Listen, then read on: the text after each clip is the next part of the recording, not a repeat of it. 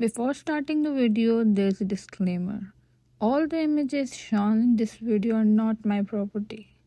They belong to their respective owners. I'm sharing these visuals for education and illustrative purpose only. Thank you. Hi everyone, welcome back to Muse Visual Diaries. In today's video, we are going to dive into something essential for any artist: understanding light and shadow and their terminologies. At its most basic, light is what allows us to see objects out in the world. We need light in order to see form, but really we need to see how that light moves from light to shadow on an object and let us experience the form of shape. We are starting with something incredibly simple so that you can understand the terms and what's happening. But these same principles apply for everything from folds of fabrics to a vase holding flowers.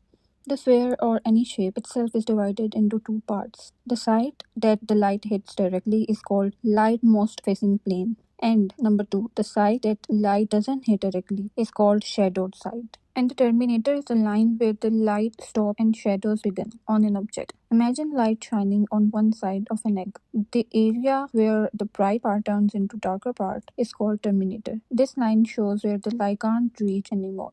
On round surfaces like an egg, this line is soft, not sharp, because light slowly fades as it curves around. This fading effect makes the object look more real and rounded. Now come to the form shadow. What is form shadow? Form shadow is a general shadowed area on an object due to its shape and position relative to light. It begins where light fades into shadow and include gradient from lighter shadowed area to darkest core shadow. From shadows help define the three-dimension form and volume of an object, giving it a sense of rounded or angularity. Now, what is a cast shadow? A cast shadow is a shadow an object creates on surrounding surfaces. Cast shadows appear on the ground or nearby objects, showing the shape of object blocking the light. They're usually darkest near the base of the object, casting the shadow, and soften and blur as they extend away. Cast shadows are influenced by light sources' angle, intensity, and distance, which affect the shadow's shape and sharpness. Now come to the occlusion shadow. What is occlusion shadow? This is very subtle shadow that appear where two surfaces meet, such as where an object touches the ground.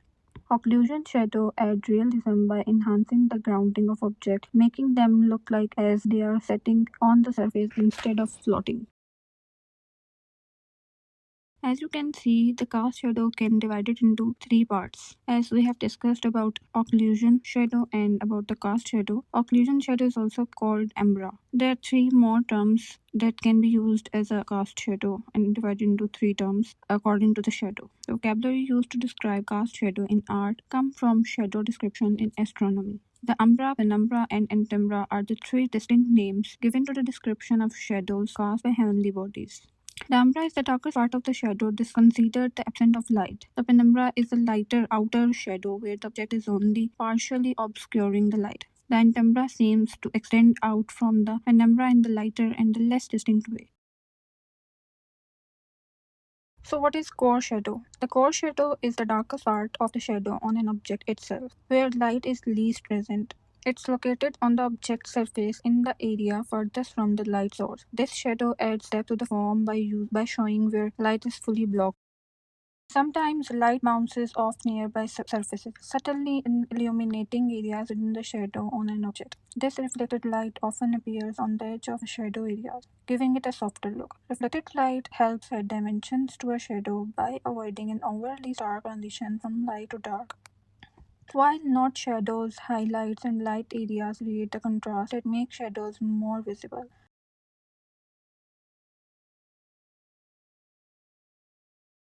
Highlights are the brightest spot on an object, showing where light hits most directly. These areas transition through mid-tone into shadows, helping give a realistic gradation of the light on the form.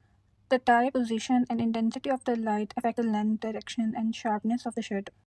Halftone or mid-tone is the transitional value between the light and shadow on an object. It's not as bright as the highlight, but is lighter than the core shadow in the darkest area. This mid-tone area represents the object's true color and is the middle ground in the light to dark gradient. Halftones give the object a natural and gradual shift from light to shadow, creating smooth transition that enhance the three-dimensional effect. The halftone is important for giving form to object as it shows how the light fades into shadow, making the object appear more rounded and angular depending on its shape. Thanks for watching. I hope this video helped you understand how shades and highlights work to create depth and divine in your art. Remember, practicing with different objects and light sources is key to mastering this skill. Don't forget to like, subscribe, and share.